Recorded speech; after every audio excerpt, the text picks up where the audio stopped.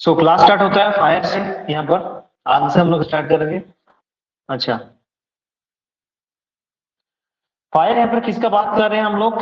Fire is an unwanted, ठीक है, जलने मतलब कोई भी सामान जो है उसको अगर जलाएंगे, बर्निंग मटेरियल, ठीक है, उसका बात क्या है, combustion material, burning of combustible material, and A fire is an unwanted place, जहां पर जरूरत नहीं है, ठीक है। आग तो हम लोग को जरूरतमंद चीज है, बट जहां पर आग का जरूरत नहीं है, ठीक है, वहां पर अगर आग लग गया, वो भी अनकंट्रोलेबल, ठीक है, मैं टेक्निकल टर्म जो है उसको मैं अंडरलाइन कर दे रहा हूँ, अनकंट्रोलेबल क्वांटिटी में, बहुत ज्यादा क्वांटिटी में, ठीक है, तो it can destroy the properties and also material and also life, ठीक है, ये सब हानि पहुंचा सकती है। उस फायर का बात करें हम लोग, ठीक है, नॉर्मल आग का हम लोग बात नहीं कर रहे। तो बात जो भी है, नॉर्मल आग हो या अनकंट्रोलेबल आग हो या बहुत ज्यादा आग हो, तो आग ही होता है। तो आग जलने के लिए हम लोग को मेनली मतलब तीन चीज का जरूरत पड़ता है, ठीक है। आग जलने के लिए हम लोग तीन चीज हम लोग को जरूरत पड़ता है, जैसे कि यहाँ पर लिखा हुआ है, फ्यूल, नंबर वन फ्यूल है, ठीक है, दूसरा हीट है, एंड तीसरा है ऑक्सीजन, समझे। हम लोग का कहीं भी आसपास में कहीं भी आग लग रहा है, मेनली जो है किसी चीज के ऊपर आग लगेगा, तो जिसके ऊपर आग लग रहा है दैट इज द फ्यूल। वो कुछ भी हो सकता है, ठीक है, एनी सब्सटेंस हो सकता है, गैसेस फॉर्म में हो सकता है, या तुम्हारा क्या बोलते हैं, कुछ भी हो सकता है, गैसीय फॉर्म में हो सकता है, सॉलिड फॉर्म में हो सकता है, जैसे कि बहुत सारा मटेरियल है, ऐसे एग्जाम्पल लिख दो तो एग्जाम्पल लेने से नहीं होगा, लिक्विड गैस या सॉलिड मटेरियल में हो सकता है, जिसमें आग जल्दी पकड़ता है, मतलब जो आग का फ्यूल का काम करता है, जलने लगता है ज्यादा देर तक, ठीक है। ऐसे तो पत्थर में तो आग नहीं लगेगा, बट जिसमें आग लग के जो आग को कंटिन्यू करेगा। एंड फ्यूल के बाद नॉर्मल फ्यूल में आग नहीं लगता डायरेक्ट, आग के लिए क्या चाहिए, सर्टेन टेम्परेचर चाहिए, मतलब सपोज कहीं आग स्प्रेड हुआ, आग स्प्रेड करने से आग स्प्रेड हो रहा है, तो जिस मेटेरियल पर आग अभी तक नहीं लगा, तो बाकी जो आग है वहां से जाके उस मेटेरियल पे लग रहा है, उस टेम्परेचर में जाके पहुंचा रहा है, तब जाके उस मेटेरियल में आग लग रहा है। तो वहां पर हीट एक इंपॉर्टेंट चीज है, क्लियर, हीट इंपॉर्टेंट चीज है। एंड किसी भी सोचो कोई ऑयल रखा हुआ है, बर्निंग ऑयल, ठीक है, इनफ्लेमेबल ऑयल जो भी है, उसमें क्या है, नॉर्मल रूम टेम्परेचर में आग नहीं लगता, जैसे कि पेट्रोल डीजल, सर्टेन टेम्परेचर में अचानक क्या होगा, आग लग जाएगा। नॉर्मल गैस में भी आग नहीं लगेगा, नॉर्मल रूम टेम्परेचर में गैस लीक करता है तो आग नहीं लगता है, बट एक टेम्परेचर में अगर वहां पर कुछ स्पार्क या टेम्परेचर रहेगा ज्यादा, ठीक है, तो वहां पर आग लग सकता है, मतलब एक हीट चाहिए, सर्टेन हीट के बाद आग लगेगा, ऐसा नहीं कि तुरंत किसी भी चीज में आग लग जाएगा। एंड डिपेंड ऑन मटेरियल, कुछ कुछ मटेरियल क्या होता है, ऐसे नॉर्मल टेम्परेचर में भी उसमें आग लग जाता है, कुछ कुछ मटेरियल बहुत ज्यादा इन्फ्लेमेबल होता है, कुछ कुछ मटेरियल बहुत देर से जलता है, डिपेंड ऑन मटेरियल, क्लियर। अच्छा, एंड तीसरा बात जो ऑक्सीजन, ऑक्सीजन अब दोनों, फ्यूल रहेगा, हीट रहेगा, सफिशिएंट हीट रहेगा, बट अगर ऑक्सीजन सफिशिएंट क्वांटिटी में नहीं है तो वहां पर आग नहीं लगेगा, ठीक है, ऑक्सीजन सफिशिएंट क्वांटिटी में नहीं है तो आग नहीं लगेगा, क्लियर। अच्छा, तो सूरज कैसे चलता है, ठीक है, सन, वहां पर तो स्पेस में तो क्या है, स्पेस में तो आग मतलब ये नहीं है, क्या बोलते हैं स्पेस में तो क्या बोलते हैं, ऑक्सीजन वगैरह सब तो नहीं है, तो वहां पर आग क्यों लगता है, दैट इज अनदर प्रोसेस, वहां पर न्यूक्लियर रिएक्शन होता है, ठीक है, nuclear fission and nuclear reaction, वो अलग कॉन्सेप्ट है, क्लियर। रिएक्शन की वजह से वहां पर केमिकल रिएक्शन होता है, उस वजह से ह्यूज अमाउंट एनर्जी प्रोड्यूस होता है। ओके, तो नॉर्मली आग के लिए क्या चाहिए, ऑक्सीजन चाहिए, नॉर्मल आग लगने के लिए क्या चाहिए, ऑक्सीजन चाहिए। अच्छा, अब आग जो लग गया, आग लगने के कारण तीन चीजें यहाँ पर, आग के लिए तीन चीज जरूरत पड़ता है, हम लोग देख लीजिए। यानी कि आग को बुझाने के लिए जो टेक्निकल टर्म जो हम लोग यूज करेंगे, दैट इज एक्सटिंग्विशिंग, ठीक है, that is extinguishing, that is extinguishing of fire, आग बुझाने, उनको आग बुझाना है, एक्सटिंग्विशिंग मतलब, इसका मतलब यहाँ बोल दिया, आइसोलेटिंग और removing any of this factor from this combustion will extinguishing of fire, मतलब तीनों में से, जैसे फ्यूल, हीट, ऑक्सीजन, तीनों में से कोई चीज को हटा देने से, कोई फैक्टर को हटा देने से क्या होगा, आग बुझ जाएगा, ठीक है। चाहे तुम ऑक्सीजन को हटा, हीट मतलब कूलिंग कर दो, हाँ, नहीं तो तुम फ्यूल को अलग कर दो, तो इससे क्या होगा, आग बुझ जाएगा। तो यहाँ पर लिखा हुआ तीन बेसिक प्रोसेस से हम लोग आग को बुझा सकते हैं, तीन बेसिक प्रोसेस से आग को हम लोग बुझा सकते हैं। नंबर वन होता है स्टार्विंग, नंबर वन यहाँ पर मैं डिस्कस कर रहा हूँ, स्टार्विंग। स्टार्विंग मतलब क्या है, the fire of fuel, the fire of fuel remove this element, ठीक है, मतलब फ्यूल को रिमूव करना है, मतलब कोई भी आग में आग जल रहा है तो उसको उसके अंदर जो फ्यूल है उसको क्या कर देना है, फ्यूल रिमूव करना है। स्टार्विंग का मतलब होता है फ्यूल्स को रिमूव करना। एंड उसके बाद दूसरा प्रोसेस है समोदरिंग। समोदरिंग मतलब isolating the fire from the supply of oxygen. ठीक है, आइसोलेटिंग मतलब अलग करना, the supply from the oxygen, oxygen से अलग कर देना। ब्लैंकेट जैसा बिछा देना उसके ऊपर, आवरण मतलब जैसे आग यहाँ पर ऐसे ऐसा आग जल रहा है, उसके आसपास में इस प्रकार का कुछ ऐसा लेयर हम लोग मतलब बना दे, किसी चीज से लेयर बना दे, ताकि क्या होगा, यहाँ पर जो ऑक्सीजन है वो खत्म हो जाए, देन बाहर से ऑक्सीजन सप्लाई कटअप हो जाए, O2 का सप्लाई जो है कटअप हो जाए।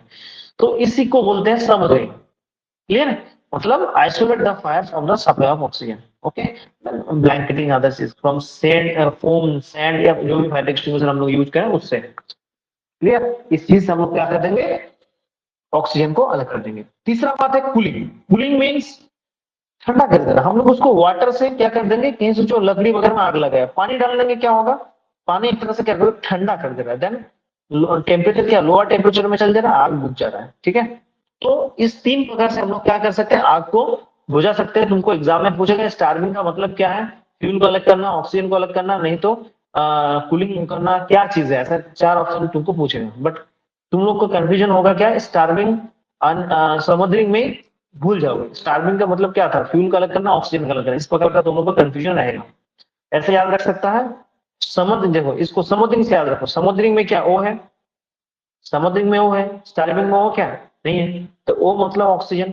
ठीक है, ओ मतलब ऑक्सीजन, तो समुद्रिंग मतलब ऑक्सीजन को अलग करना, बस इसको याद रख लो। स्टार्विंग ऐसे याद रहेगा। क्लियर, एंड कूलिंग कैसे याद रहेगा। ठीक है, कूलिंग का मतलब ये होता है ठंडा करना।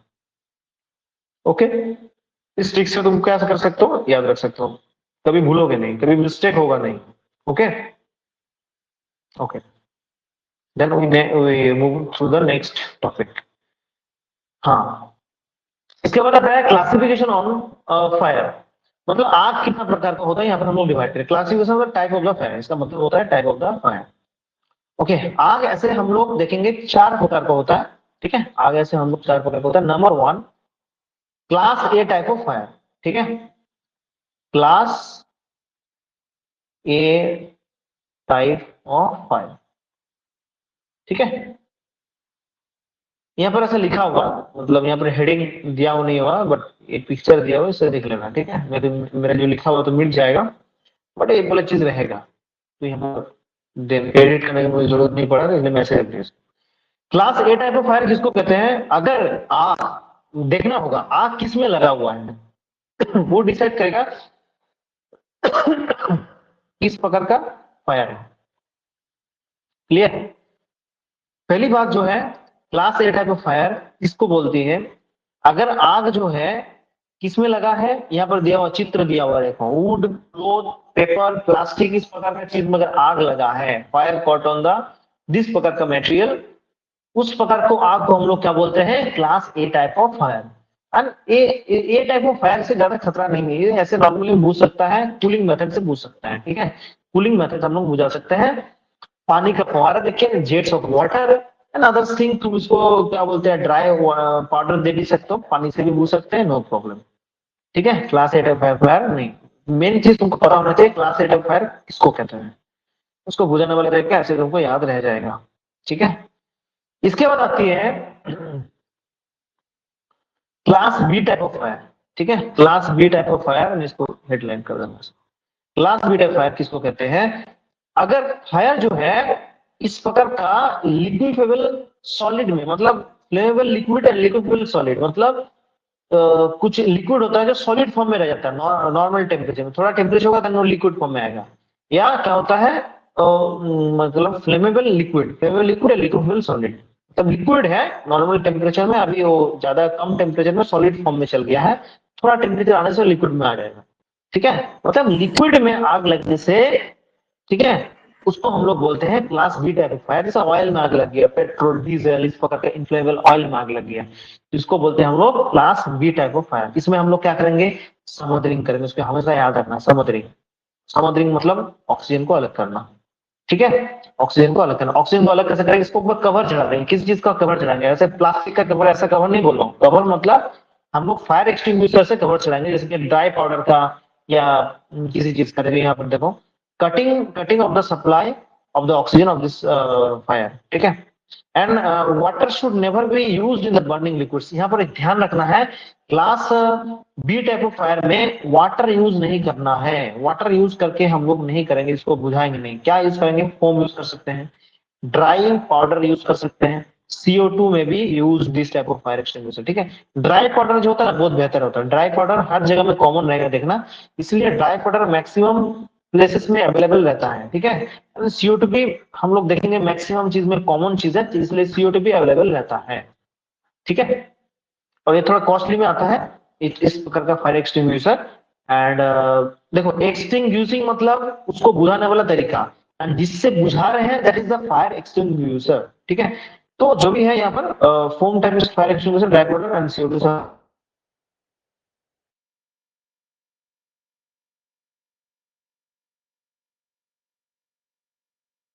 यहाँ पर हम लोग देखेंगे class C type of fire. ठीक है. Class C type of fire. Class C type of fire मतलब अगर आग, अगर क्या बोलते हैं, लिक्विड गैस या गैस में आग लग जाए, जैसे LPG वगैरह जो सिलेंडर आता है ना, उसमें देखिए लिक्विड रहता है. वो लिक्विड नहीं, एक्चुअली लिक्विड बहुत ज्यादा टेम्परेचर में क्या हो गया, बहुत ज्यादा कम टेम्परेचर में, प्रेशर की वजह से टेम्परेचर कम है बहुत ज्यादा, इसलिए गैस लिक्विड में चल गया. ठीक है. थोड़ा उसको टेम्परेचर नॉर्मल रूम टेम्परेचर मिलने से क्या बन जाएगा, गैस बन जाएगा. एक्चुअली गैस ही है. ठीक है. तो गैस में आग लगने से जो फायर मतलब जो फैलती है, that is the C type of fire. Clear? That is the C type of fire. And इसको हम लोग क्या कर सकते हैं, इसको हम लोग स्टार्विंग कर सकते हैं. फ्यूल को जब तक अलग नहीं करोगे तब तक आग पकड़ कर नहीं बुझेगी, बहुत डेंजरस है. ठीक है. घर में अगर आग वगैरह गैस में आग लगता है, जब तक गैस को अलग नहीं करोगे आग से गैस को अलग नहीं करोगे तब तक इसको बुझाना बहुत ही मुश्किल है. ठीक है. That is the class C type of fire. इसमें हम लोग किस प्रकार का फायर एक्सटिंग्विशर यूज करेंगे? ड्राई पाउडर हम लोग यूज कर सकते हैं. ड्राई पाउडर और फायर एक्सटिंग्विशर हम लोग यूज कर सकते हैं. अच्छा, CO2 भी हम लोग इसमें यूज कर सकते हैं. यहाँ पर ज्यादा यहाँ पर ज्ञान नहीं है, मैं ड्राई पाउडर यहाँ पर ज्यादा मतलब बेहतर होता है, इसमें हम लोग यूज कर सकते हैं. Dry powder fire extinguisher will be use on this, क्या बोलते हैं, type of this fire. Clear? Okay. इसके बाद आते हैं class D type of fire.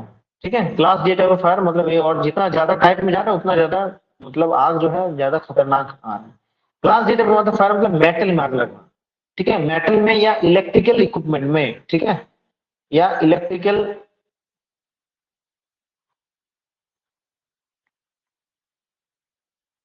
ठीक है. इलेक्ट्रिकल इक्विपमेंट मतलब क्या, किससे बना हुआ electrical equipment? So electrical equipment मतलब कॉइल में आग लगेगा, वायर में आग लगेगा. वायर किस चीज से? मेटल का है. ठीक है. एक्चुअली मेटल में. तो इलेक्ट्रिकल इक्विपमेंट में आग लगना या मेटल में आग लगना, उसको हम लोग क्या बोलते हैं? Class D type of fire. ठीक है. तो the standard range of this fire extinguisher extinguishing agents indicated of the dangerous when the dealing with this metal. मतलब इस प्रकार का जो है ना, इस प्रकार का आग लग जाएगा तो तुमको स्टैंडर्ड टाइप का फायर एक्सटिंग्विशर यूज करना है. नॉर्मल फायर एक्सटिंग्विशर यूज करना डेंजरस हो सकता है. ठीक है. वही चीज में बोला गया है पर मेनली जो चीजें मैं बोलना चाहता हूँ कि इस प्रकार का fire class D type of fire को बुझाने के लिए halon type of fire extinguisher बहुत ज्यादा यूज होता है. Halon type of fire extinguisher. अच्छा, carbon type of fire extinguisher available है वहां पर तो यूज कर सकते हो, बट इसके लिए सबसे बेहतर होता है halon type of fire extinguisher. इससे बहुत आसानी से आग बुझेगा.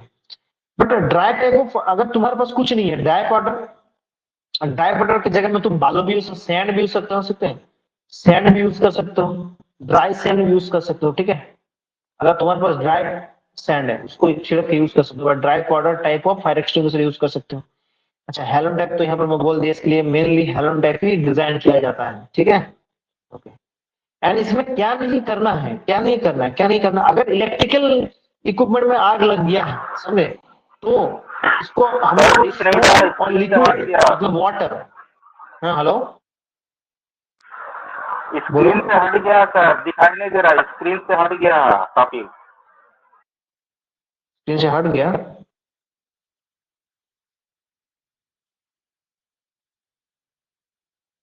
एक सेकंड.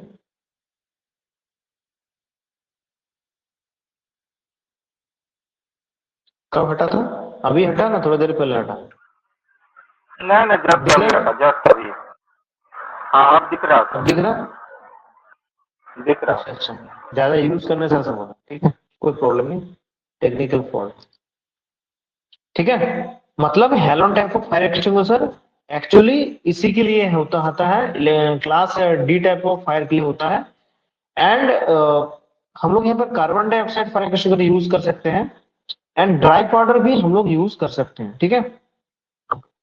इसके बाद हम लोग आते हैं कि अगर क्लास डी टाइप फायर मतलब क्या बोले, मेटल और इलेक्ट्रिक इक्विपमेंट, अगर इलेक्ट्रिकल इक्विपमेंट में आग लग जाता है, ठीक है, तो पर क्या नहीं करना है, हेलन क्या होता क्या है? हुआ? हेलन क्या हाँ, हेलन क्या होता है? हेलोन हेलोन हेलोन टाइप एक प्रकार का फायर एक्सटिंग्विशर, उसमें एक खास प्रकार का मटेरियल रहता है, ठीक है। बीटीसी बोलता है उसको, बीटीसी इस प्रकार का, ओ, ओके ओके। ठीक है। Halon type of fire extinguisher, ठीक है। Halon type of fire extinguisher होती है, एक्सटिंग्विशर है, उसमें एक खास प्रकार का मटेरियल रहता है। जैसे dry type of fire extinguisher, उसमें एक प्रकार का पाउडर रहता है, ठीक है, सूखा पाउडर। CO2 फायर एक्सटिंग्विशर, उसमें क्या होगा, CO2 गैस रहेगा, CO2 गैस रहेगा। एक फोम टाइप ऑफ फायर, उसमें फोम रहेगा, ठीक है, इस प्रकार का, समझे। तो यहाँ पर जो है क्या बोलते हैं, क्या नहीं करना है, इलेक्ट्रिकल में अगर आग लग गया, मतलब class D type of fire, उसमें फोम और water type of fire extinguisher use नहीं करना है, that is the dangerous thing, ठीक है, क्योंकि वहां पर बहुत जोर से शॉक लग सकता है और भी, ठीक है। आग बुझाने जाओगे क्या, उल्टा तुम शॉक खा लोगे, ठीक है। तो that is the extinguishing methods of the fire system, ठीक है। ऐसा तो नॉर्मल में आग लग जाने से हम लोग कोशिश करेंगे पहले उसको सबको मतलब बता देने के लिए, कैसे बताएं, सबको इन्फॉर्म कर दो आग आग बोल के, नहीं तो एलर्म बजा दो, अगर एलर्म आसपास में है।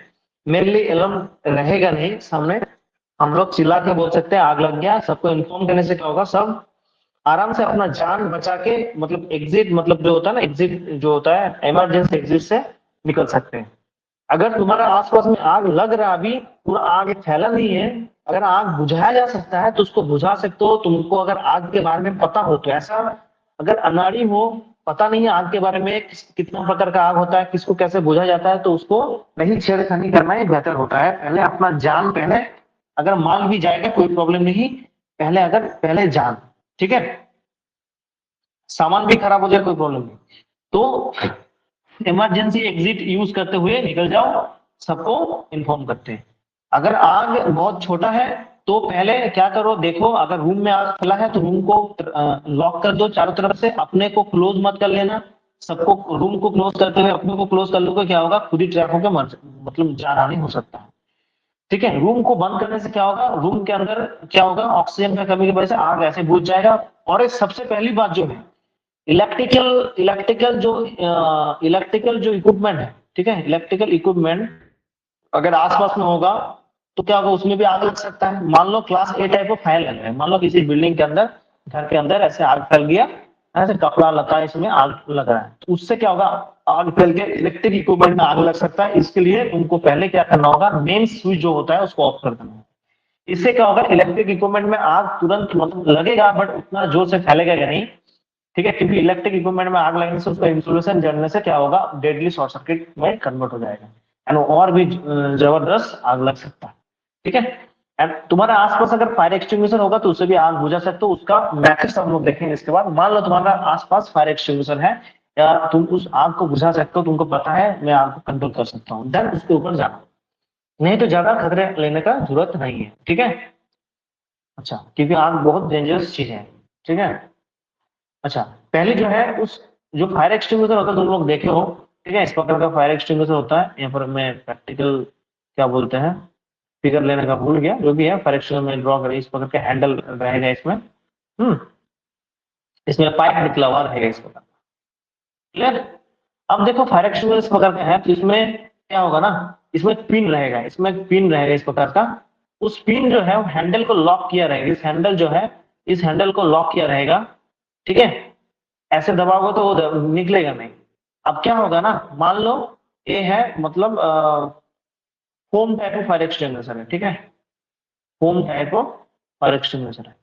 अब मान लो आग लगा है, यहाँ पर आग लगा है, ठीक है, अब इसको बुझाना करना है, कैसे क्या प्रोसेस, इसको पहले क्या करना है, इस पिन को क्या करना है, इस पिन को क्या करना है, निकालना है, पुल करना है, ठीक है, क्या करना है, पुल करके मतलब खींच के निकालना है। तो पहला स्टेप क्या होगा, उसको निकालना, पुल। पुल करने के बाद यहाँ पर जो है इसको एक हथेली में पकड़ना है, एक हथेली में फायर एक्सटिंग्विशर पकड़ना है, एंड इसको हैंडल जो पाइप है इसको पकड़ के आग को एम करना है। कितना मतलब आग जो जहां आग लगा है उस जगह पर एम करना है। तो उसके बाद क्या होता है, पुल करने के बाद क्या हो गया, एम। ठीक है, एंड इसके बाद क्या है, उस एम करके उसके बाद स्विच करना, दबाना। ये जो हैंडल है, ये जो हैंडल है इसको क्या करना, मतलब दबाना। स्विच मतलब उसको दबाना। क्लियर। एंड इसके बाद आता है चारों तरफ, इस हैंडल को जो है हाथ से चारों तरफ इस प्रकार का चारों तरफ बिखरना, मतलब स्वीपिंग, मतलब स्वीप जो ना झाड़ू जैसे हम लोग लगाते हैं ना, ऐसे ऐसे करके उसको ऐसे करना। That is a sweep. Clear. तो इस मेथड से आता है क्या, pull aim squeeze and sweep. इसका पहला पहला अक्षर अगर ले लें हम लोग, क्या बनता है, शॉर्टकट पास। ठीक है। तो एग्जाम में पास जो है तुमको याद रहेगा। प्रॉब्लम होगा क्या, पहले स्वीप था या लास्ट में स्वीप था, प्रॉब्लम वही होगा। तो इसको आराम से याद रख सकते हो। हम लोग लास्ट में पार्टी कर लेंगे। ठीक है, हम लोग पार्टी किए, बहुत मस्ती पार्टी किए, एकदम पूरा गंदा कर दिए रूम वगैरह, जहीं पर भी पार्टी कर रहे हैं। उसके बाद क्या होता है, सफाई। सफाई के लिए क्या करते हैं हम लोग, झाड़ू लगाते हैं। तो लास्ट में सफाई। ठीक है, इस प्रकार का छोटा छोटा ट्रिक्स है। अपना अपना जो चीज में जो प्रॉब्लम है, मुझे पता है तुम लोगों को कहाँ प्रॉब्लम होगा, एग्जाम में कहाँ फंसे हो मुझे पता है। तो उस चीज को तुम लोग यहाँ से याद रख सकते हो और एग्जाम में प्रॉब्लम नहीं होगा। क्लियर। पास का मतलब हम लोग समझ गए। इसके बाद आते हैं एबीसी फर्स्ट एड। ये सब तुम्हारा थोड़ा बहुत क्या बोलते हैं, थ्योरेटिकल चीज है, हल्का फुल्का देख लो। ठीक है, ज्यादा इसमें गहराई करने जाना नहीं है। ठीक है। हाँ, तुम लोग अगर क्या बोलते हैं, फर्स्ट एड के लिए थोड़ा जानकारी के लिए खुद से जानकारी ले सकते हो, एनी नो प्रॉब्लम। अच्छा, एबीसी फर्स्ट एड। एबीसी मतलब, एबीसी फर्स्ट एड तुमको एग्जाम में पूछे, एबीसी फर्स्ट एड मतलब क्या है। एबीसी फर्स्ट एड मतलब है एयरवे, ब्रीदिंग एंड सैचुरेशन। देखना है कि पेशेंट जो है, किसी को भी जहाँ किसी को भी जो इंजरी पहुंचा है, किसी को कुछ प्रॉब्लम हुआ है किसी वर्क प्लेस में, देखना है पहले कि एयरवे हो रहा कि नहीं हो रहा है। मतलब उसका जो सांस जो है अटका हुआ कि नहीं हुआ कहीं पर भी। जैसे हम लोग से खाते हुए, जैसे हम लोग का सांस नाली में कोई खाना चल गया, पानी चल गया होता है ना, सांस अटक जाता है। देखना भयानक स्थिति में, तुम लोग के क्लास में बताया था किस प्रकार से इसको मतलब हैंडल करना है। ठीक है, खास करके बच्चा का। ठीक है, इसको पता होना चाहिए मेथड्स। ठीक है, कहीं देखना बच्चा मुंह में ले लिया, कुछ चॉकलेट ले लिया, कुछ ले लिया, तो मुंह में अटक गया, that is the very dangerous thing. तो पहले देखना है कि सांस अटका हुआ कि नहीं अटका हुआ है, उसको पहले क्लियर करो। ठीक है, दैट इज द, उसको बोलते हैं चोकिंग। ठीक है, जो मैंने अभी बोला, खाना अटक जाना। ठीक है, तो मतलब देखना है कि एयर वे मतलब जो मतलब हवा जो है अंदर में आ रहा है, जा रहा है कि नहीं आ रहा है। ठीक है, देखना है पेशेंट का। दूसरा क्या, ब्रीदिंग, उसका सांस चल रहा कि नहीं चल रहा है। एयर वे चल रहा है, ठीक है, थोड़ा बहुत एयर वे चल रहा है, तो ब्रीदिंग अच्छे से ले पा रहा कि नहीं पा रहा है।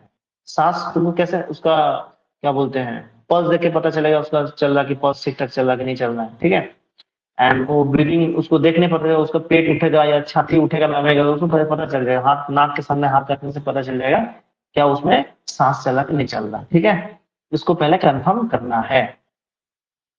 ओके, इसके बाद अगर सांस चल रहा है तो ठीक है, अगर नहीं चल रहा है तो सर्कुलेशन, मतलब अगर सांस नहीं चलेगा तो क्या होगा, मतलब हार्ट रुक जा रहा है, तो छाती मतलब क्या बोलते हैं, हार्ट हार्ट का जो रेट है ना धीरे धीरे घट जाएगा, क्योंकि मेन जो सांस ही नहीं चलेगा तो क्या होगा, ऑक्सीजन सप्लाई नहीं रहेगा खून में, क्या होगा, हार्ट धीरे धीरे बंद होने लगेगा। तो क्या होगा, ब्लड सर्कुलेशन देखना, ब्लड सर्कुलेशन ठीक ठाक हो रहा है कि नहीं हो रहा है, क्या बोलते हैं तुम्हारा उसको पल्स देख के चेक करके। ठीक है, अगर ब्लड सर्कुलेशन सही नहीं हो रहा है, अगर कुछ हार्ट बंद होने के कगार में है, उसको सीपीआर देना है। ठीक है, सीपीआर देना, चेस्ट में एक प्रकार का मैसेज होता है, उसको लगभग 1 मिनट में 120 बार 100 बार ऐसे लेफ्ट साइड में, जो छाती के लेफ्ट साइड में दोनों हाथ से मतलब उसको प्रेस करना है, ऐसे प्रेस करना है कि उसका छाती 1 इंच से 2 इंच तक नीचे चल जाए। ठीक है, इस प्रकार का प्रेसिंग सिस्टम सीपीआर उसको देना है, अगर उसका किसी प्रकार मतलब जो है हार्ट बीट रुक जाए इस प्रकार का सिचुएशन में। ठीक है, देते रहना है, मतलब कम से कम 15 बार देना है, देन उसको मुंह में सांस फूकना है, फिर 15 बार देना है, इस प्रकार का देते रहना है। ठीक है, 10 मिनट तक सीपीआर देते रहना है, तब तक उसका नॉर्मल हार्ट चलना जाए। ठीक है, एंड देन उसके बाद इमीडिएट हॉस्पिटल में मूव ऑन करना है। ठीक है, there is a theory thing है, बट प्रैक्टिकली में सबको थोड़ा बहुत पता होना चाहिए इस प्रकार का, कभी कभी मतलब जरूरत पड़ जाता है प्रैक्टिकल में। ठीक है, जो भी है एग्जाम पर्सपेक्टिव, एयरवे, एबीसी का मतलब क्या है, एयरवे, ब्रीदिंग एंड सर्कुलेशन। ठीक है, तो इसके में यहाँ पर कुछ कुछ पॉइंट ऐड किया गया, नॉट गेट पैनिक, तुमको डरना नहीं है, कॉल एंड मेडिकल इमरजेंसी, तुरंत इस प्रकार का सिचुएशन मेडिकल इमरजेंसी करो, ठीक है, इमरजेंसी में कॉल करो। सराउंडिंग प्ले वाइटल रोल, ये जो सराउंडिंग हम लोग जो काम कर रहे हैं, फर्स्ट एड चीज कर रहे हैं, that is the vital role. अगर किसी को फर्स्ट एड के बारे में ज्यादा पता नहीं है तो उसको ज्यादा छेड़खानी मत करो, क्योंकि उससे भी जान जा सकता है, ठीक है। डू नॉट हार्म, मतलब उसको ज्यादा छेड़खानी करके हार्म मत करो। किसी को देखना इलेक्ट्रिक शॉक लग जाता है तो किसी के एक्सीडेंट, सबसे मैं बेसिक चीज बता रहा हूँ, किसी को एक्सीडेंट हो जाता है ना, गाड़ी से गिर जाता है कुछ, कभी भी पानी मत देना, ठीक है। कभी भी उसको पानी, तुरंत पानी पीने मत देना। कोई बाइक से गिर गया, कुछ एक्सीडेंट हो गया, तुरंत पानी पियाओगे मर जाएगा तुरंत। किसी को शॉक लगे, इलेक्ट्रिक शॉक, ठंडा पानी पिला दोगे मर जाएगा। अगर बचता तो भी ठीक, बच जाता, नहीं तो उसको पानी दे दिए, कर दिए, वो मर जाएगा तुरंत, ठीक है। इस प्रकार का चीज को नहीं देना है तुरंत, ठीक है। धीरे धीरे उसको, जब वो धीरे धीरे जो नॉर्मल सिचुएशन में आएगा तो धीरे धीरे उसको सब चीज देते रहना है, ठीक है। उसके बाद गोल्डन, देखो मेन चीज है यहाँ पर जो मैं डिस्कस, ये सब चीज ज्यादा इंपॉर्टेंट नहीं है, इंपॉर्टेंट चीज जो है गोल्डन आवर्स, क्लास में बात किया था, that is the important things, golden hours, ठीक है। गोल्डन आवर्स क्या चीज है, देखो ध्यान से।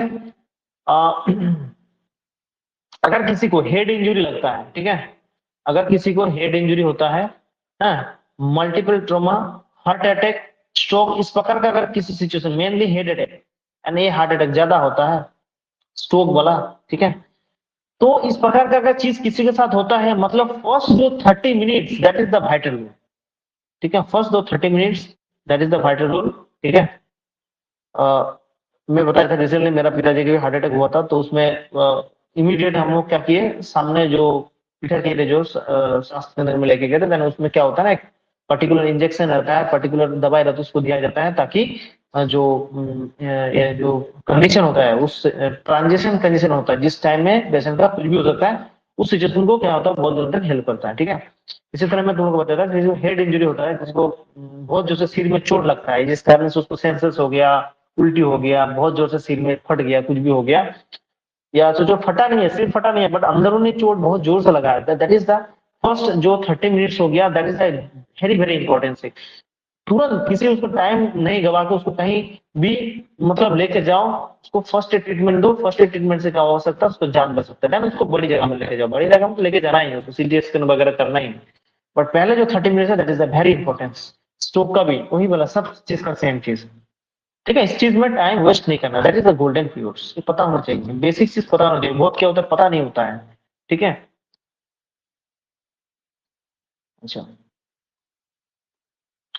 इसके बाद आते हैं हाँ, जो भी है क्या क्या मेंटेन हाइजीन, क्लीनिंग, ड्रेसिंग, ये सब ये करना है, मानना है। Not to be local medicine, ऐसे उसको दवाई नहीं देना है, ठीक है। सीपीआर देते हैं, अगर सीपीआर का जरूरत पड़ रहा है तो सीपीआर देना है, ठीक है। अगर किसी का मतलब ऐसा पल्स रुक गया, ऐसे हाथ टूट गया, उसको मरा हुआ घोषित नहीं करना है, डिक्लेयरिंग डेथ नहीं, तुमको नहीं करना है, डिक्लेयरिंग डेथ ओनली डॉक्टर ही करेगा, ठीक है। कोई ऐसे कर दिया डिक्लेयरिंग डेथ उसका, वो जब उसमें जान है हो सकता है, ठीक है। तो इस प्रकार का चीज नहीं करना है। अच्छा अच्छा, इसके बाद एक टॉपिक अच्छा आता है इंपॉर्टेंट, स्टॉप ब्लीडिंग। अगर किसी को कट गया, बोल गहरी कट हो गया, उसमें बहुत ज्यादा खून निकल रहा है, तो पहले खून को रोकना है, ठीक है। खून को कैसे रोकेंगे, वहां पर जोर से दबाना है, जहां पर खून लगा है उसको जोर से दबाना है, देन फर्स्ट एड ट्रीटमेंट जो उसको देना है जब तक खून ना रुके, ठीक है। एंड देन उसको इमीडिएट उसमें हॉस्पिटल लेके जाना है, ठीक है। Stop bleeding, use direct pressure on the wound before trying any other methods, उसको प्रेसिंग करना है। एक पूछे एग्जाम बता रहे हैं, ब्लीडिंग को स्टॉप करना, कि स्टॉप करने के लिए कट आने का ब्लीडिंग बोलने, ठीक है। और दूसरा ब्लीडिंग नहीं, मुंह से खून आ रहा है उसको दबा दिया, ऐसा नहीं करना, ठीक है। किसी को हाथ में पैर में कट आ गया, उसके वजह से जहाँ ब्लीडिंग हो रहा है उसको दबाना है, ठीक है, जो भी है। इसके बाद आता है, सर ने बोला है कि ब्लीडिंग आता है दबा देना ही, किसी के मुंह में मतलब खून आ रहा है गला दबा दे, ऐसा नहीं करना, ठीक है, जो भी है। अच्छा, उसके बाद ट्रीटमेंट ऑफ शॉक, शॉक को कैसे ट्रीट करना है, ठीक है। पता है मैक्सिमम चीज तुम लोगों को पता ही है। पहले तो जो है, जो भी विक्टिम जिसको अगर लगा है शॉक, उसको तो पहले मेन सप्लाई से अलग करना है, सबसे ज्यादा इंपॉर्टेंट, ठीक है, ठीक है। अगर तुम्हारे पास आसपास मेन स्विच वगैरह नहीं है, उसको पहले अलग करो किसी के इंसुलेटिंग मटेरियल से, पता है ना, बताया था क्लास में। नॉन कंडक्टिंग मटेरियल से अलग करना है, ठीक है। यूजिंग ड्राई ड्राई चीज यूज करना है, ठीक है। वो भी तुमको पता है, वुडन बार, रोप, कुछ भी हो सकता है, रस्सी हो सकता है, किसी का कुछ भी चीज हो सकता है, पर जो भी सूखा चीज हो, ठीक है, बेल्ट हो सकता है, जूता हो सकता है, यहाँ पर बहुत सारी चीजें यहाँ पर एग्जाम्पल दिया हुआ है, न्यूज पेपर हो सकता है, ठीक है, नॉन मेटेलिक नोज हो सकता है, होज हो सकता है, पीवीसी टायर, कुछ भी हो सकता है। उससे क्या करो, उस चीज को, उस व्यक्ति को, उस लाइव वायर से उसको क्या करो, अलग करो, पहली बात जो है। अब क्या होगा ना, जो इलेक्ट्रिक होता है वो क्या होगा, तुम्हारा बॉडी के थ्रू जा रहा है, बॉडी के थ्रू क्या होगा, तुम्हारा हार्ट जो है वो हार्ट को बहुत ज्यादा हैम्पर पहुंचा सकते हैं, या बर्न, बहुत बुरी तरह बर्न भी हो सकता है, ठीक है, ज्यादा उसको झटका लगे, हार्ट रुक सकता है, उसको सीपीआर देना है, देन उसको क्या बोलते हैं, जो भी जरूरत, इमीडिएट तो इमरजेंसी लेके जाना है। और ठंडा चीज को तुरंत नहीं पिलाना है, ठंडा चीज तुरंत नहीं पिलाना, बहुत ज्यादा इंपॉर्टेंट थिंग, उसको याद रखना हमेशा, ठीक है। अच्छा, किड द बर्न ऐसा पढ़ लेना अपने नॉलेज पर्पस, मैं ज्यादा इसमें नहीं कर रहा हूँ। किसी को अगर जल गया इलेक्ट्रिक वजह से, उसको क्या करना है, कुछ भी अनसन चीज उसमें क्रीम वगैरह ऐड लगाना नहीं है, ठीक है, वही बोल रहा है यहाँ पर। अगर उसमें छाला पड़ रहा है, मतलब वो ऐसे फोड़ा टाइप हो जाए, उसको मतलब उसको क्या करना, उसको मतलब फोड़ना उड़ना कुछ नहीं है, ठीक है, जो भी है। भी अगर कुछ पहना हुआ है, ठीक है, उसको निकाल देना है, अगर वो अटक गया स्किन, ज्यादा छेड़खानी नहीं करना, वो सब चीज यहाँ पर बोला गया है, ठीक है। एंड ट्रीट है consciousness unconsciousness if the victim is suffer flow blow head. अच्छा, यहाँ पर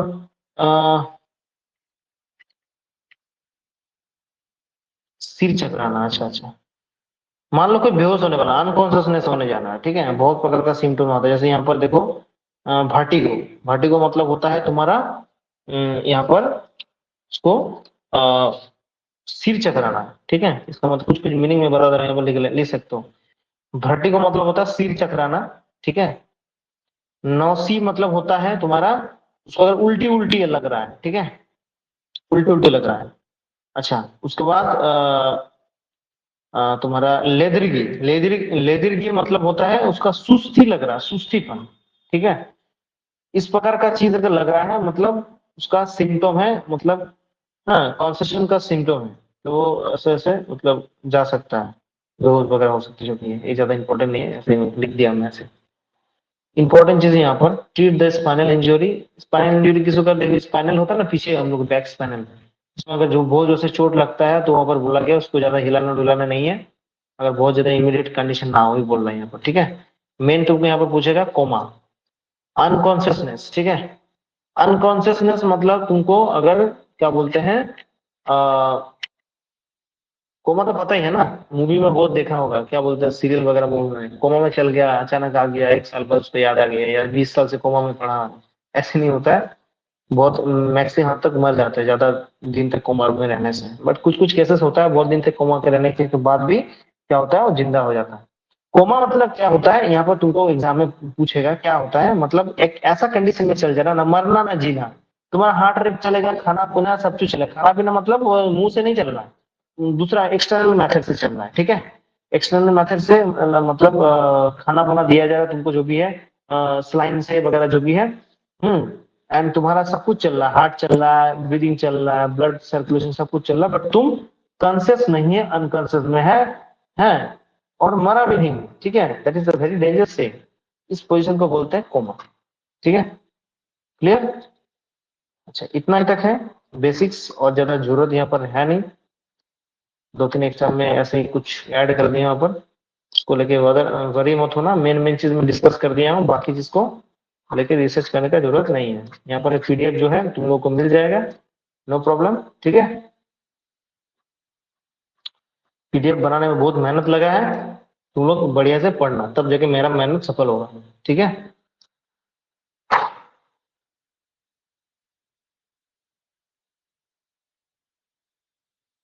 कितने जन है, 5 जन है, अच्छा,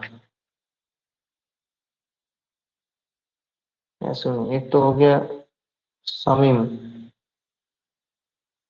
विष्णु, विष्णु कौन, फर्स्ट ईयर का हो ना।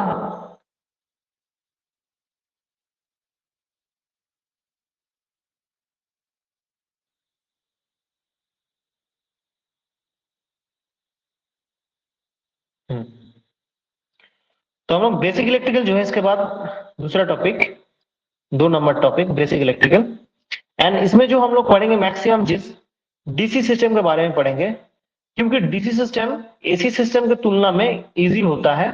ठीक है, इसके तुलना में क्या होता है, इजी होता है। इसको समझने के बाद हम लोग क्या पढ़ेंगे, मेनली एसी पढ़ेंगे। ठीक है, उसके बाद हम लोग मेनली एसी पढ़ेंगे, क्योंकि एक्चुअली एसी के ऊपर हम लोग क्या कर रहे हैं, काम कर रहे हैं एसी के ऊपर। डीसी का यूज हम लोग बहुत ज्यादा कम यूज करते हैं, बट इसको एसी को समझने के लिए हम लोग को पहले डीसी समझना पड़ेगा, उसी से हम लोग बेसिक इलेक्ट्रिकल जोड़ेंगे। ऐसा तो बेसिक इलेक्ट्रिकल एसी में भी आता है, बट डीसी को हम लोग ज्यादा यहाँ पर फोकस रखेंगे। क्लियर? ओके। डीसी सिस्टम जो होती है यहाँ पर, जो भी बेसिक इलेक्ट्रिकल जो है, बेसिक इलेक्ट्रिकल को पहला जो हम लोग इलेक्ट्रिकल जैसे टर्म यूज कर रहे हैं, इलेक्ट्रिकल का जो बेसिक चीज होता है पहले जो है, नंबर 1 करंट। ठीक है, नंबर 1 यहाँ पर करंट।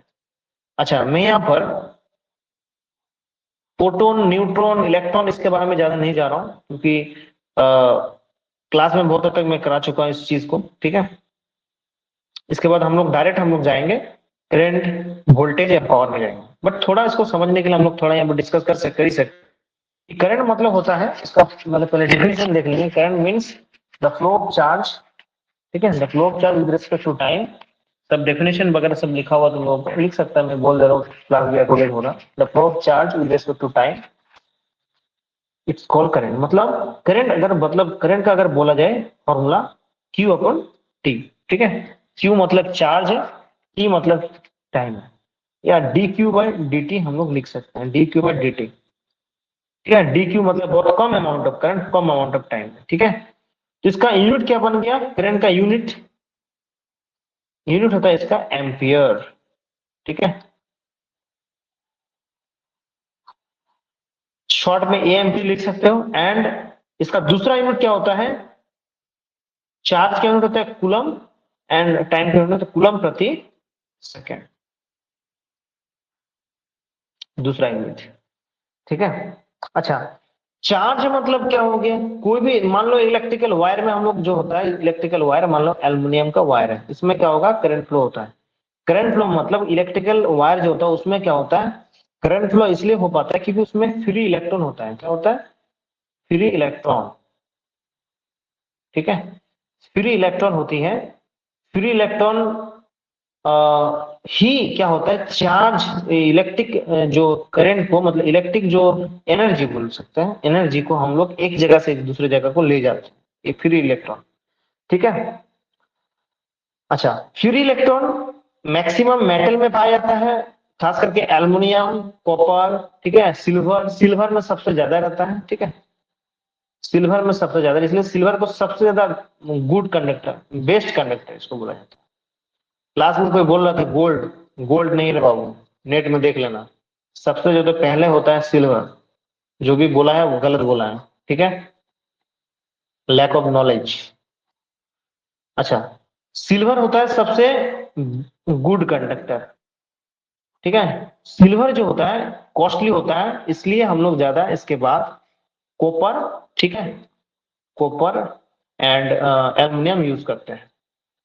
बट कॉपर भी हम लोग अफोर्ड कर सकते हैं, बट कॉपर मेनली जो है इलेक्ट्रिक, ठीक है, इलेक्ट्रिक इक्विपमेंट में यूज होता है। ठीक है, electric equipment and house wiring में यूज होता है। ठीक है, हाउस वायरिंग में मैं बताऊंगा क्यों यूज होता है बाद में, जब वायर के बारे में पढ़ा, अभी वायर के नहीं बारे में पढ़ा है नहीं है। एंड एल्युमिनियम जो है मेनली जहां पर मोटा वायर का काम आता है, जैसे ट्रांसमिशन, ठीक है, ट्रांसमिशन डिस्ट्रीब्यूशन, इस लाइन में काम आता है। बताया था ट्रांसमिशन डिस्ट्रीब्यूशन लाइन क्या चीज होता है, high voltage and high current जहां पर हम लोग करंट ले जाते हैं, that is the transmission distribution line, वहां पर एल्युमिनियम का वायर का यूज किया जाता है। क्लियर? ओके, तो इस प्रकार का वायर में यूज इसलिए किया जाता है, इसमें क्या होता है, फ्री इलेक्ट्रॉन पहले से ही मौजूद होता है। स्क्रीनशॉट ले लेना, मैं मिटा दूंगा इसको, ये तो रिकॉर्डेड वीडियो में ले सकते हैं बाद में। तो क्या होता है, फ्री इलेक्ट्रॉन होता है। हम लोग को एटॉमिक स्ट्रक्चर पता है, थोड़ा डिस्कस कर ही लेते हैं। एटॉमिक स्ट्रक्चर में हम लोग पढ़े हैं, जो मेनली जो एक्सेप्ट किया जाता है उसमें क्या होता है, बीच में न्यूक्लियस होता है एंड उसका आसपास में ऑर्बिट होता है, उस ऑर्बिट में क्या होती है, इलेक्ट्रॉन घूमती रहती है। ठीक है, इलेक्ट्रॉन घूमती रहती है। एंड जो आउटर ऑर्बिट में जो इलेक्ट्रॉन होती है, आउटर ऑर्बिट में इलेक्ट्रॉन की संख्या अगर मान लो 1 2 3 इस प्रकार का संख्या है, ठीक है, 1 2 3 इस प्रकार का संख्या या 4, ठीक है, तो उससे इलेक्ट्रॉन निकलने का जो संभावना ज्यादा होता है, इलेक्ट्रॉन निकलने का संभावना ज्यादा होता है। मान लो एक एलिमेंट है, मान लो एक एलिमेंट है, दो तो एलिमेंट है यहाँ पर, मान लो यहाँ से इलेक्ट्रॉन निकला, निकल के इसमें आके घुस गया, मतलब ये ले लिया, ठीक है, इससे इलेक्ट्रॉन निकला मतलब ये हो गया पॉजिटिव चार्ज, और इसमें जाके इलेक्ट्रॉन घुसा देन ये हो गया नेगेटिव चार्ज। मतलब ये चार्ज जो है ना, दैट इज अ चार्ज, ये चार्ज जो क्रिएट हो रहा है, पॉजिटिव चार्ज या नेगेटिव चार्ज जो क्रिएट हो रहा है, ये किस वजह से क्रिएट हो रहा है, इलेक्ट्रॉन निकलने से वजह से, इलेक्ट्रॉन निकलने की वजह से क्रिएट हो रहा है, जो फ्री इलेक्ट्रॉन, इसी को बोलना है फ्री इलेक्ट्रॉन। इस फ्री इलेक्ट्रॉन के निकलने की वजह से यहाँ पर चार्ज क्रिएट हो रहा है, यानी फ्लो ऑफ चार्ज या flow of free electron, that is the all are same thing. इसलिए किसी किसी बुक में लिखा रहेगा फ्लो ऑफ चार्ज या flow of free electron, both are same thing, क्योंकि इलेक्ट्रॉन निकल रहा है तभी जाके चार्ज सिस्टम क्रिएट हो रहा है। क्लियर, जो भी है। तो चार्ज इलेक्ट्रॉन जो निकलने वाला जो संभावना, वो एल्युमिनियम, कॉपर, ठीक है, उसके बाद तुम्हारा क्या बोलते हैं, सिल्वर, ठीक है, इस प्रकार का जो एक्सेट्रा, इस प्रकार का मेटेरियल ज्यादा होता है, इसलिए इसमें करंट आसानी से फ्लो होती है, ठीक है। एंड करंट का डेफिनेशन में बता दिया, current equal to flow of charge. अब इस चीज को फिजिकली थोड़ा समझ लो। मान लो ये पाइप है, पाइप में क्या पानी जा रही है, पानी फ्लो हो रही है, ठीक है, पानी रुका नहीं है, पानी फ्लो हो रही है, ठीक है। अब जो पानी जो फ्लो हो रही है, दैट इज द जो पानी जो है, पानी का अमाउंट जो फ्लो हो रही है, दैट इज द करंट, मान लो, ठीक है, करंट फ्लो हो रहा है या चार्ज फ्लो हो रहा है, मान लो चार्ज फ्लो हो रहा है, ठीक है, क्वांटिटी ऑफ चार्ज, चार्ज ऐसे फ्लो हो रहा है। अच्छा, जितना मोटा तुम्हारा पाइप रहेगा उतना ज्यादा चार्ज फ्लो होगा, ये भी इलेक्ट्रिकल में वही है। जहां एम्पियर ज्यादा जरूरत पड़ता है, जहां करंट ज्यादा रहता है, वहां पर हम लोग वायर ज्यादा मोटा यूज करते हैं, और जहां पर करंट का वैल्यू कम रहता है तो वायर हम लोग कम यूज करते हैं। क्लियर। इसके बाद क्या चीज है, इसके बाद देखना प्रेशर का बात आता है, प्रेशर। पानी और पाइप में देखना प्रेशर वाला टर्म होती है, मतलब अगर हल्का प्रेशर से आ रही है तो पानी धीरे धीरे ऐसा पड़ रहा है, ठीक है, मतलब क्या, प्रेशर ज्यादा है, बहुत तेजी से पानी जा रहा है, मतलब क्या, मतलब पानी जो है, पानी का रेट ऑफ चेंज, ठीक है, rate of change, that is the big thing. Rate of change कब होता है, वेलोसिटी, रेट ऑफ चेंज मतलब क्या, वेलोसिटी या स्पीड, ठीक है, स्पीड का मतलब परिभाषा तो वही है, डिस्टेंस अपॉन टाइम, मतलब एक जगह से डिस्प्लेसमेंट या डिस्टेंस, वेलोसिटी में displacement upon time, and speed में डिस्टेंस अपॉन टाइम, मतलब रेट ऑफ चेंज हो रहा है किसी चीज का मूवमेंट में, ठीक है। तो उस चीज को हम लोग बोल रहे हैं करंट। किस चीज का रेट ऑफ चेंज, चार्ज का रेट ऑफ चेंज, किस मतलब रेट ऑफ चेंज जो हो रहा है किस पर्सपेक्टिव पे हो रहा है, टाइम, टाइम, ठीक है, चार्ज चेंज हो रहा है या फ्लो हो रहा है with respect to time, it's called current, ठीक है, समझे। ऐसे चार्ज को ही करंट नहीं बोल रहे, चार्ज जो फ्लो हो रहा है, कितना रेट से फ्लो हो रहा है, that is the current. Clear, okay. मतलब एक तरह से बोल सकते हो, मतलब नल में जो पानी कितना प्रेशर में फ्लो हो रहा है, मतलब होता है ना धीरे धीरे फ्लो हो रहा है या कितना प्रेशर में, उस चीज को बोल रहा है, दैट इज द करंट, समझे, दैट इज द करंट। मतलब ऐसा नहीं पानी तो जो फ्लो हो रहा है उसी को करंट करंट नहीं बोल रहे, पानी जो फ्लो हो रहा है वो कितना रेट ऑफ चेंज से हो रहा है, दैट इज द करंट, ठीक है, समझ में होंगे। इसके बाद आता है वोल्टेज। वोल्टेज मतलब उस वही वाला पाइप का बात कर रहे हैं, पाइप में जो पानी जा रहा है, पानी को एक जगह से दूसरा जगह ले जाने के लिए क्या करना पड़ा, हम लोग को कुछ हाइट का इस्तेमाल करना पड़ा। मान लो एक टैंक है, ठीक है, टैंकी है, ये टैंकी जो है किसी भी मतलब इस प्रकार का हाइट में, इस प्रकार का हाइट में इंस्टॉल किया हुआ है, ठीक है, इस प्रकार का हाइट में इंस्टॉल किया हुआ है। यहां से जो है एक पाइप जो है, पाइप से क्या हुआ, पानी गिर रहा है, ठीक है, पानी गिर रहा है, ये पानी आ रहा है, इसमें पानी भरा हुआ है, ठीक है। तो यहाँ पर जो पानी जो जो तेजी से आ रहा है, that is the current, that is the current. And pipe जो है, पाइप, यहाँ पर क्या है, पाइप मतलब क्या है, कंडक्टर, ठीक है। एंड यहाँ पर जो एक हाइट, एक ग्राउंड लेवल से जो हाइट में रखा हूं, ठीक है, डिस्क मतलब जो हाइट है, दैट इज द वोल्टेज। क्यों? क्योंकि इस हाइट के वजह से यहाँ पर ग्रेविटी का फोर्स लग रहा है, पानी को धकेल रहा है जोर से, तेजी से। ठीक है, हम लोग टैंकी जो छत में रखते हैं किस लिए? प्रेशर के लिए, क्योंकि ग्रेविटी का इस्तेमाल कर रहे हैं। ठीक है, उसको हम लोग वोल्टेज मान सकते हैं। नहीं तो नॉर्मली में यहाँ पर मान लो ऐसा पानी है, ठीक है, पाइप, यहाँ पर एक पंप लगा हुआ है, ठीक है, दैट इज अ पंप। ऐसे पानी को ऊपर में लेके जा रहा हूँ, ठीक है, ऐसे पानी वाटर ऐसे जा रहा है, ये है पंप, वाटर इस डायरेक्शन में जा रहा है, ठीक है, यहाँ पर वाटर है। ये पंप जो है, पंप क्या क्रिएट करे? सक्शन क्रिएट करे, मतलब प्रेशर क्रिएट कर रही है। ठीक है, ये पंप क्या करे? प्रेशर, इस पानी के ऊपर प्रेशर क्रिएट करे, देन पानी को खींच के लेके जा रहा है। तो पंप जो है, पंप अगर नहीं रहता तो पानी को ले जा सकता? नहीं ले जा सकता। That is the voltage, pump is the voltage. And जो वाटर जो जा रहा है, ये वाटर जब जब ट्यूब के अंदर जो वाटर है, ये वाटर है, इसको बोलते हैं करेंट। एंड ये पाइप जो है, ये पाइप जो है, पाइप जो है, ये हो गया कंडक्टर। समझ में आ गया सभी को? ठीक है, तो ये होती है वोल्टेज का जो प्रैक्टिकल मैं यहाँ पर बता रहा हूँ। इस फिगर को जो मैं ड्रॉ कर रहा हूँ ना अपने से, इसको स्क्रीनशॉट ले सकते हो बाद में, अभी ले सकते हो, नहीं तो बाद में भी ले सकते हो। मतलब क्या, मैं क्या कर रहा हूँ यहाँ पर, पानी को क्या कर रहे हैं, एक जगह से दूसरा जगह हम लोग लेके जा रहे हैं, है कि नहीं? जो प्रेशर जो क्रिएट, जो वोल्टेज जो है, प्रेशर जो है, एक जगह से दूसरा जगह ले जा रहा है। किसको लेके जा रहा है? पानी को। पानी को क्या माना है यहाँ पर? पानी का क्वांटिटी को क्या माना है? चार्ज। ठीक है, करंट नहीं, करंट क्या? Rate of change with respect to time. पानी क्या? चार्ज को बोल रहा है। चार्ज को क्या कर रहे हैं? एक जगह से दूसरी जगह। यहाँ पर जो मैं करंट बोल रहा हूँ, पानी, बार बार कंफ्यूज मत होना, यहाँ पर रेट ऑफ चेंज को मैं करंट बोल रहा हूँ, बट एक क्वांटिटी ऑफ पानी को क्या बोलते हैं? चार्ज बोलते हैं, टोटल क्वांटिटी ऑफ पानी। तो टोटल क्वांटिटी ऑफ पानी जो जा रहा है पाइप के अंदर, वो जो चार्ज है, मतलब मान लेते हैं उसको चार्ज, उसको एक जगह से दूसरा जगह ले जाने के लिए ऊपर क्या करना पड़ा? उसके ऊपर मैं प्रेशर दे रहा हूँ, मतलब फोर्स दे रहा हूँ। वर्क डन मतलब क्या होता है? इसको मिटा रहा हूँ थोड़ा, इसको देख लेना थोड़ा। वर्क डन, वर्क डन मतलब क्या होता है? फोर्स, डिस्टेंस या डिस्प्लेसमेंट,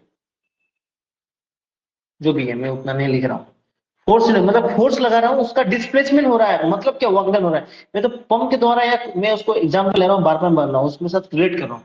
पंप के द्वारा मान लो पानी के ऊपर क्या कर रहा हूँ? फोर्स लगा रहा हूँ, पानी के स्थानांतरित हो रहा है। ठीक है, या मान लो पानी का चार्ज, मान चार्ज को क्या हो रहा है? स्थानांतरित हो रहा है उस फोर्स की वजह से। मतलब क्या? उसके ऊपर मैं क्या कर रहा हूँ? वर्क डन कर रहा हूँ। किसके ऊपर वर्क डन कर रहा हूँ?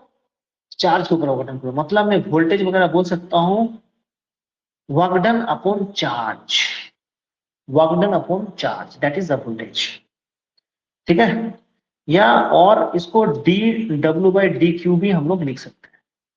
ठीक है, अच्छा, इसका यूनिट क्या होता है? वोल्ट। इसका यूनिट होता है वोल्ट। दूसरा यूनिट क्या होता है? यहां से मिल जाएगा। वर्क का यूनिट क्या होता है? जूल।